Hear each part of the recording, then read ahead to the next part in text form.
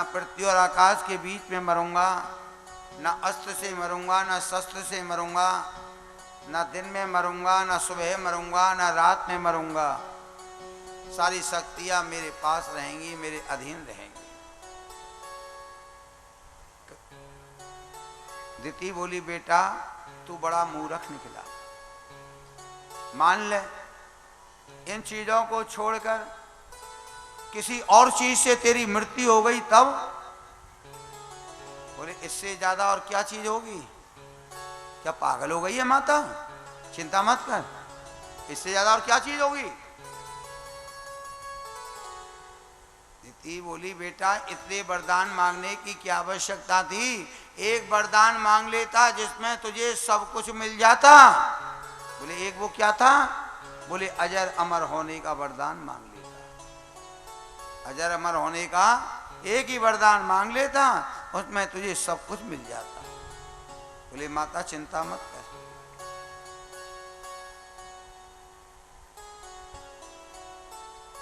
समय आने पर कयादू के उधर से एक सुंदर बालक का जन्म हुआ। तो बालक जन्म लेते ही रोता है, लेकिन ये बालक रोया नहीं, इसने तो भगवान का नाम लिया है। लेकिन पुत्र की खुशी में इतनी खुशी शोरगुल हो रहा था, किसी को यही नहीं मालूम पड़ी कि ये बालक क्या बोला।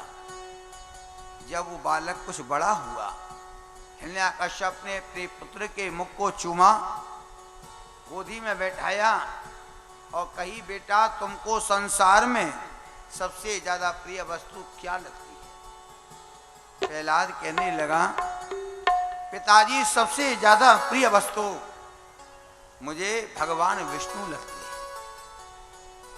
हिरण्याकश्यप बोला, बेटा इसका नाम मत ले, ये मेरा बैरी है, इसने मेरे भाई का वध किया है। प्रहलाद कह रहा है, पिताजी मेरे प्रभु किसी के बैरी नहीं है, आप उनकी शरणागत हो जाइए। हिरण्याकश्यप को क्रोध आया, गोदी में से धक्का दे दिया बेटा को। इतने में कयादू आ गई। कयादू बोली, स्वामी ये अपने राज्य की शिक्षा को नहीं जानता, इसे अपने यहाँ की पाठशाला में पढ़ने भेज दो, ये विद्या ग्रहण कर लेगा। पाठशाला के गुरु सरकट और मरकट को बुलाया, उसके हाथों प्रहलाद को भेजा और आज्ञा दी कि हमारे राज्य की शिक्षा दो इन्हें। प्रहलाद आए पाठशाला में, तो क्या देखे कि वहां तो सवरे बालक पिताजी का भजन कर रहे हैं, हिरण्याकश्यपाय नमः हिरण्याकश्यपाय नमः ले रहे हैं। प्रहलाद ने पूछी, भैया क्या मेरे पिता तुम्हारे जन्मदाता हैं? क्या मेरे पिता तुम्हारे अन्नदाता हैं? फिर क्यों लेते हो मेरे पिता का नाम? छोड़ दो, मेरे राम का नाम लो, मेरे विष्णु का नाम लो। कहने लगे, प्रहलाद हम तेरी बातों में आने वाले नहीं हैं, अगर हम तेरी बातों में आ गए ना, तेरा पिता में जिंदा नहीं छोड़े। प्रहलाद बोला, ठीक है। अकेले प्रहलाद ही भगवान का नाम लेते वहां। कुछ दिन के बाद हिरण्याकश्यप ने पाठशाला से प्रहलाद को बुलाया, बड़े प्रेम से मुख चूम करके गोदी में बैठाया और कही, बेटा अब तक तुमने पाठशाला में जो विद्या ग्रहण की है वो विद्या हमें सुनाओ। तो प्रहलाद सुना रहे हैं पिताजी को कि श्रवणम कीर्तनम विष्णु स्मरणम पाद सेवनम अर्चनाम वंदनम दास्यम शक्यमात्मनिवेदनम। पिताजी भगवान की कथान को श्रवण करना, उनका कीर्तन करना, उनका स्मरण करना, उनकी चरण सेवा करना, उनकी अर्चना करना, उनकी वंदना करना, उनमें दास भाव रखना, उनमें सखा भाव रखना और उनमें आत्मसमर्पण की भावना रखना, ये मैंने नवधा भक्ति सीखी है। ये सुनते हिरण्याकश्यप को क्रोध आया।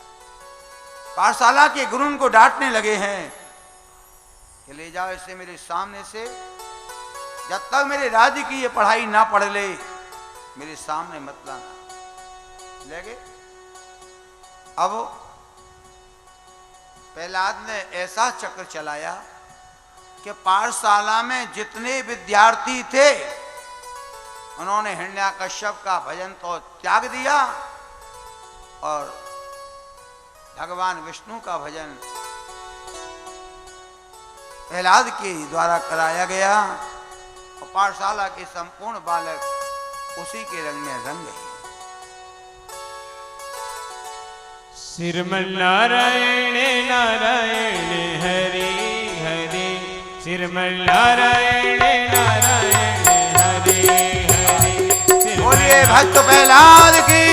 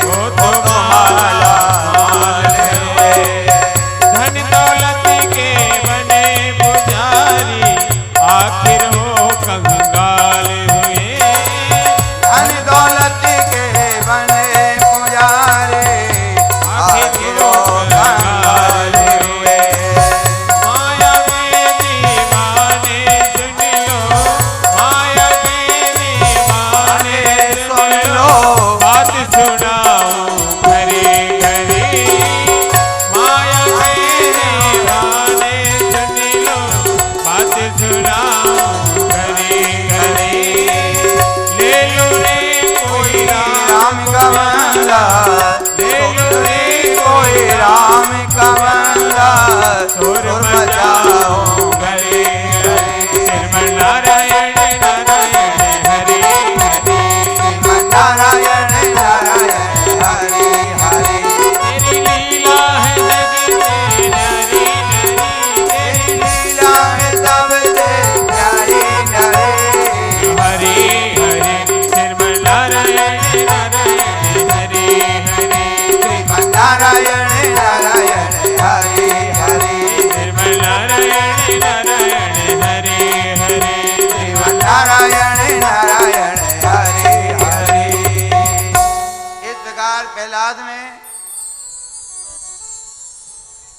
इस प्रकार प्रहलाद ने संपूर्ण जो है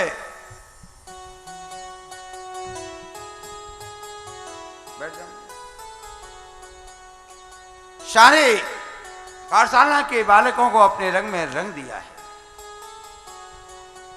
ये देख करके पाठशाला के गुरु लोग हिरण्याकश्यप के पास में लाए, कहने लगे दैत्येन अभी तक तो यही एक बालक ऐसा था जो राम का नाम लेता था, लेकिन अब तो इसने पाठशाला के संपूर्ण बालकों को अपना जैसा बना लिया।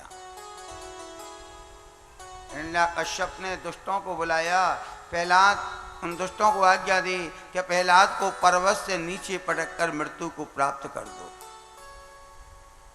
दुष्ट लोग प्रहलाद को 100 योजन ऊंचे पर्वत पर ले गए और जैसे ही पर्वत से नीचे प्रहलाद को पटका है, भगवान ने उसी समय प्रहलाद को अपनी गोद में ले लिया है। जब तक दुष्ट लोग पर्वत से उतर करके हिरण्याकश्यप के पास आते, प्रहलाद उससे पहले ही भगवान का कीर्तन करता हुआ पिता के पास पहुंच गए। दुष्टों ने आके कही दैत्येन हम इसको नहीं मार सकते। हिरण्याकश्यप ने अब कयाधु से कहा, कयाधु तू जिस बालक के लिए रोजाना रात्रि में सोने के समय दूध देती है, आज उस दूध में जहर मिलाकर के देगी। ये सुनते ही कयाधु के नेत्रों में आंसू आ गए कि जिस कोख से मैंने बालक को उत्पन्न किया है, आज मैं अपने हाथों से ही अपने पुत्र का वध करूंगी। मैं कैसी अभागिन माता हूं। सोचने लगी कि एक तरफ पति की आज्ञा है और दूसरी तरफ पुत्र का मोह है, मुझे क्या करना चाहिए। अंत में निर्णय किया है कि पति की आज्ञा मेरे लिए सर्वोपरि है। पति की आज्ञा मेरे लिए सर्वोपरि है। दूध में जहर मिलाकर के गिलास भर करके प्रहलाद के पास लाई और कही, लो प्रहलाद आज अपनी माता के हाथ से तुम ये आखिरी दूध और पी लो। प्रहलाद बोला, माता तुम क्या कह रही हो? अरे आखिरी दूध का नाम तो माता विष होता है और कोई माता अपने पुत्र को अपने हाथों से विष नहीं पिला सकती। फिर भी माता के हाथ का दिया हुआ विष जो है पुत्र के हाथ में आकर अमृत हो जाएगा। वो दूध के गिलास को लेकर के पी गए, कुछ नहीं हुआ। तो जाको राखे साइया मार सके नहीं कोई, और बाल नबा का कर सके जो जग बेरी होए।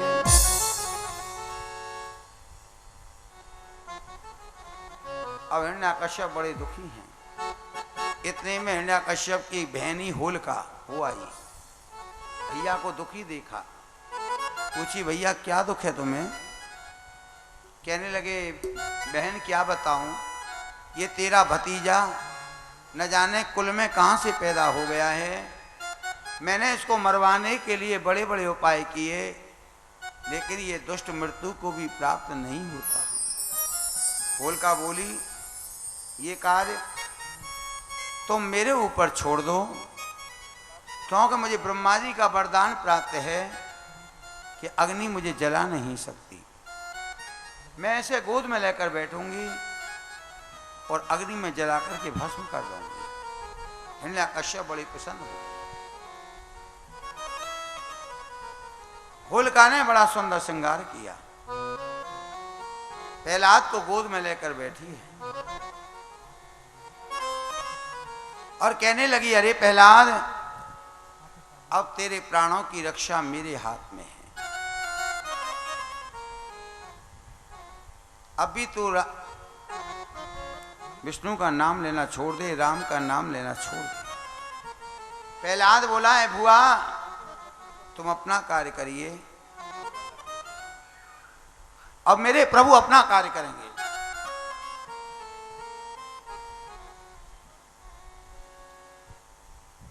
भगवान ने प्रहलाद में इतना वजन बढ़ा दिया।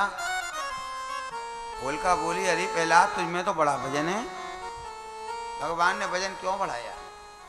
भगवान ने सोचा कि जिस समय अग्नि प्रज्वलित होगी ऐसा ना हो कि होलिका कूद करके भाग जाए और मुझे या होलिका को उसके किए हुए कर्म का मुझे दंड दिलाना है। इसलिए भगवान ने अपने भक्त प्रहलाद में वजन बढ़ा दिया। जब अग्नि प्रज्वलित हुई, होलिका का शरीर जलने लगा, वो चिल्लाने लगी, अन्याय है, अन्याय है, अन्याय है मेरे साथ। मुझे ब्रह्मा जी का वरदान प्राप्त था। ब्रह्मा आए हैं और बोले, होलिका मेरा वरदान झूठा नहीं है, लेकिन भक्त की शक्ति के आगे संपूर्ण शक्तियां निष्फल हो जाती हैं। ये बताओ भक्त प्रहलाद का अपराध क्या है? केवल भगवान का नाम लेता है, इसी पर तुमने जलाने को चल दी। होलिका का शरीर जलकर के राख हो गया और प्रहलाद उसमें जीवित के जीवित है। प्रहलाद जीवित के जीवित हैं उसमें।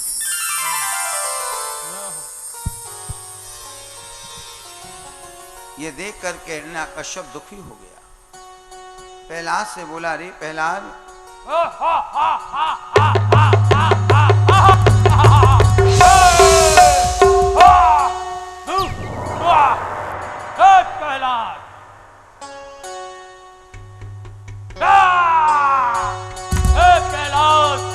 तुझसे कितनी बार मना कर दिया है कि मेरे राज्य में मेरे शत्रु का नाम मत लिया कर, मत लिया कर, मत लिया कर। अरे मूर्ख, जिससे ब्रह्मा, विष्णु, महेश, मृत्यु लोग, स्वर्ग लोग डरते हैं, उसे हिरण्याकश्यप कहते हैं। अरे चलूंगा जिस जमीन पे मैं,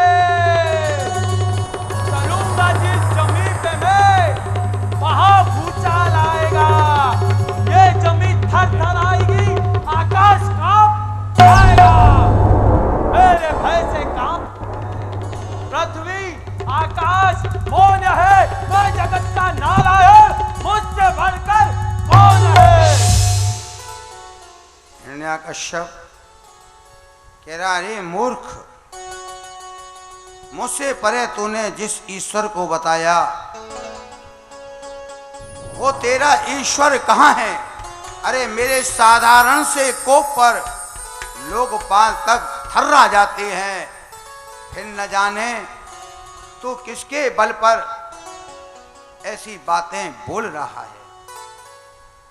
प्रहलाद हाथ जोड़कर पिताजी से बोला है, पिताजी मेरा ईश्वर सर्वेश्वर है। कहाँ है तेरा भगवान?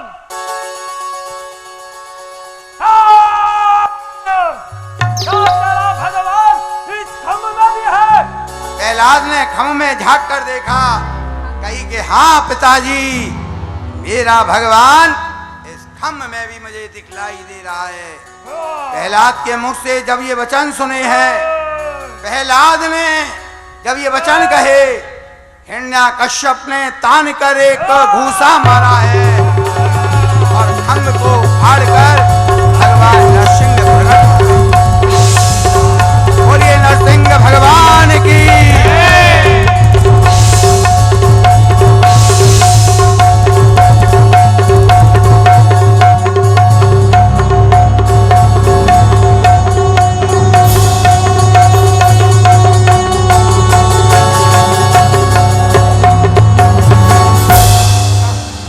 भगवान नरसिंह ने हिरण्याकश्यप को अपनी गोद में लिटा लिया है और पहने पहने नाखूनों से उसके पेट के लिए चीरा है।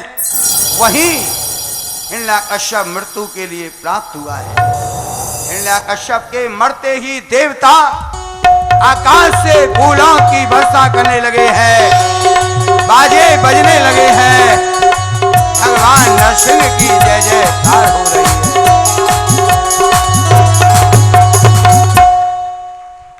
यहां भगवान नरसिंह को जब क्रोध आया है,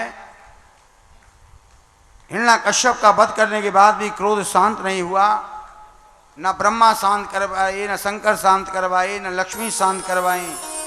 संपूर्ण देवताओं ने प्रहलाद से प्रार्थना कही कि प्रहलाद ये अवतार प्रभु ने तुम्हारी रक्षा के लिए लिया है, तुम ही अपने प्रभु के क्रोध के लिए शांत कीजिए।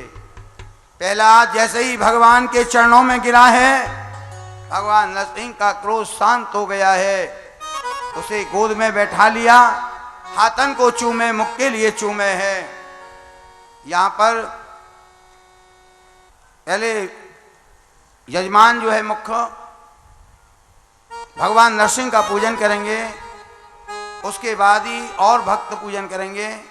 पहले मुख्य यजमान आकर भगवान नरसिंह का पूजन करेंगे। चलिए भाई जल्दी करो भाई। मेरो श्याम बड़ो रंगीला, मेरो श्याम बड़ो रंगीला, के मस्ती बरसेगी, वो मस्ती बरसेगी कीर्तन में। मेरो श्याम बड़ो रंगीला, मेरो श्याम बड़ो रंगीला, के मस्ती बरसेगी, वो मस्ती बरसेगी कीर्तन में। बड़ा रंगीला मेरा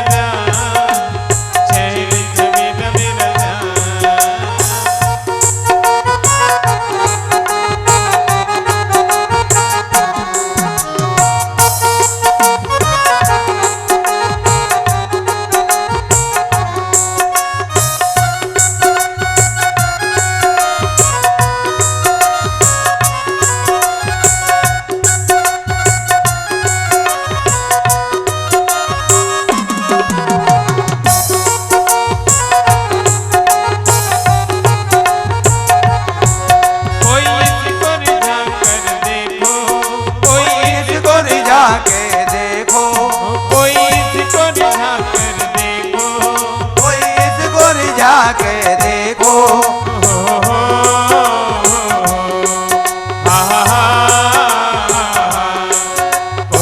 इसको रिझा के देखो, कोई इसको रिझा के देखो। उमरिया गुजरेगी, उमरिया गुजरेगी कीर्तन में।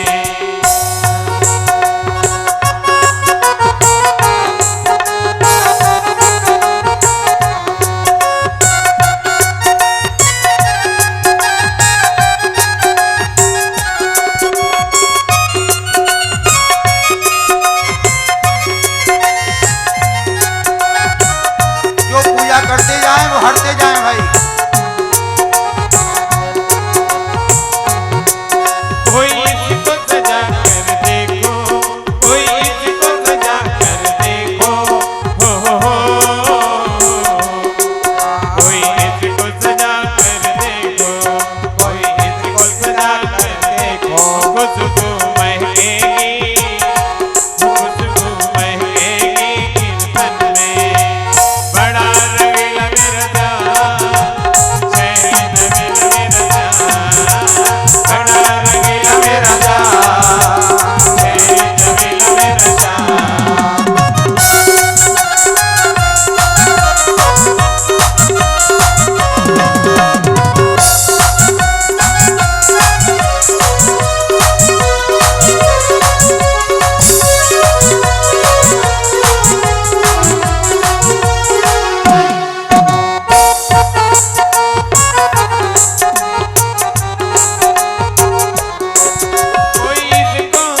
कोई इसको सजा कर देखो, कोई इसको सजा के देखो, कोई इसको सजा कर देखो, कोई इसको सजा के देखो। कोई इसको सजा कर देखो, कोई इसको सजा के देखो। खुशबू महकेगी, वो खुशबू महकेगी कीर्तन में। बड़ा रंगीला मेरा जान, छैल जमीला मेरा जान, बड़ा रंगीला मेरा जान, बड़ा छबीला मेरा जान। मेरो श्याम बड़ा रंगीला, मेरो श्याम बड़ा रंगीला, के मस्ती बरसेगी, वो मस्ती बरसेगी कीर्तन में।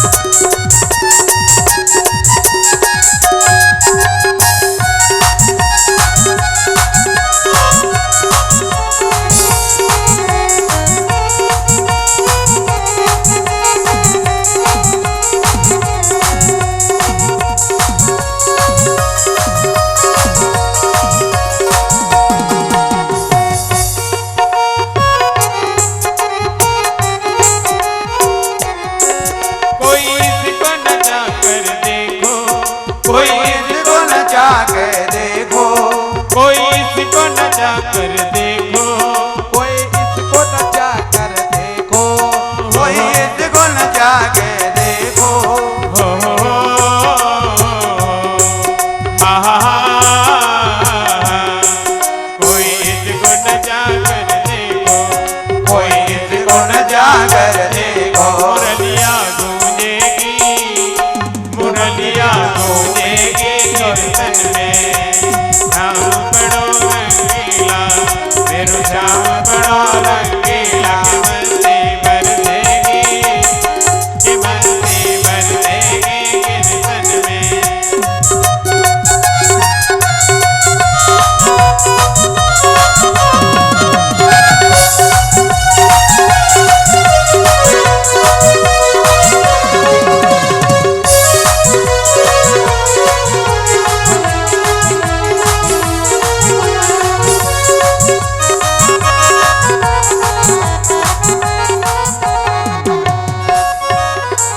हम इसको भजन सुनाए, हम इसको भजन सुनाए, हो हम इसको